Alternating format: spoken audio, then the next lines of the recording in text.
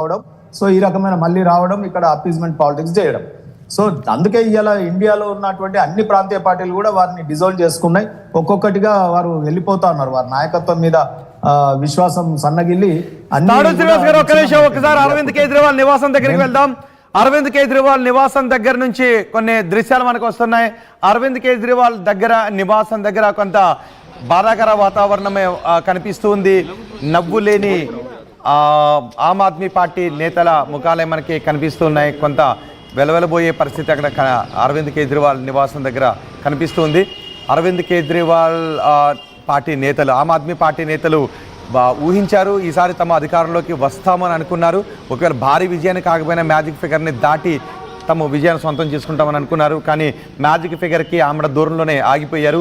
ప్రస్తుతం 28 నియోజకవర్గాల్లో ఆమ్ ఆద్మీ పార్టీ లీడ్ను కొనసాగిస్తుంది.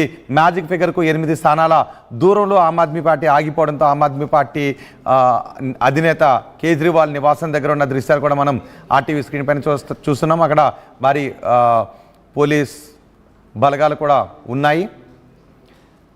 ఫిరోషా రోడ్లో ఆమ్ ఆద్మీ పార్టీ అధినేత కేజ్రీవాల్ నివాసం అక్కడ ఉంది. ఒకసారి తాడూ శ్రీనివాస్ గారు మొత్తం మ్యాప్ను చూసినట్లయితే ఢిల్లీలో మొత్తం దేశం నలుమూలల నుంచి వచ్చిన జనాలు ఢిల్లీలో ఉంటారు. కాబట్టి మొత్తం దేశం ఏ మూల ఎవరు ఏ విధంగా ఆలోచిస్తున్నారు అనే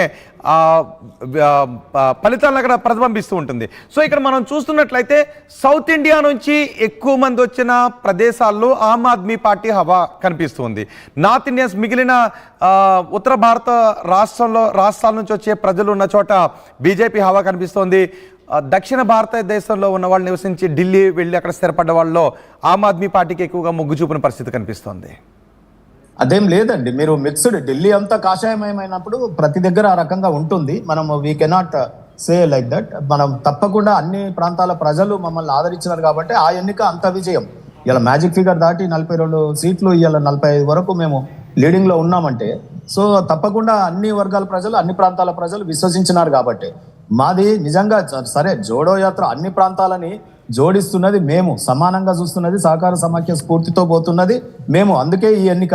అదే రాహుల్ గాంధీ గారు భారత్ జోడో యాత్ర అంటారు, కానీ ఇండియా కూటమినే జోడో చేయలేకపోతున్నారు. విచ్ఛిన్నం అయిపోయింది అది. మీరు దీంట్లో కనిపిస్తలేదా? ఒక పార్టీలని వాళ్ళు కలపలేని వాళ్ళు రేపు ఇంత పెద్ద భారతదేశాన్ని జోడిస్తారా? సో అందుకనే నిజమైన జోడి ఇక్కడ. మళ్ళీ మీరు రాహుల్ గాంధీ దగ్గరికి వచ్చారు. ఓకే, ఒక్క నిమిషం. పుష్పలేల్ గారు, రాహుల్ గాంధీ గురించే చర్చ జరుగుతోంది. రాహుల్ గాంధీ సారథ్యంలో ఏమీ సాధించలేరని అంటున్నారు.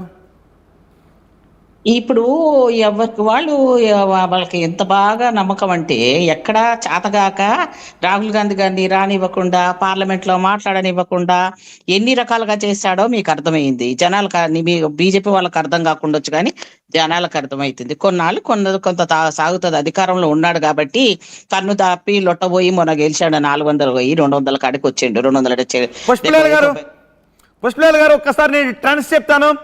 ఆమ్ ఆద్మీ పార్టీ తన లీడ్ను పెంచుకుంటూ ఉంది. ఆమ్ ఆద్మీ పార్టీ ప్రస్తుతం 29 స్థానాల్లో ఆధిక్యతను కొనసాగిస్తుంది. బీజేపీ 41 స్థానాల్లో ఆధిక్యతను కొనసాగిస్తుంది. బీజేపీ ఇప్పటి వరకు 42 స్థానాల ఆధిక్యత 41కి పడింది. ఆమ్ ఆద్మీ పార్టీ 7 స్థానాల దూరంలో ఉంది. మ్యాజిక్ ఫిగర్కి 7 స్థానాల దూరంలో ఉంది.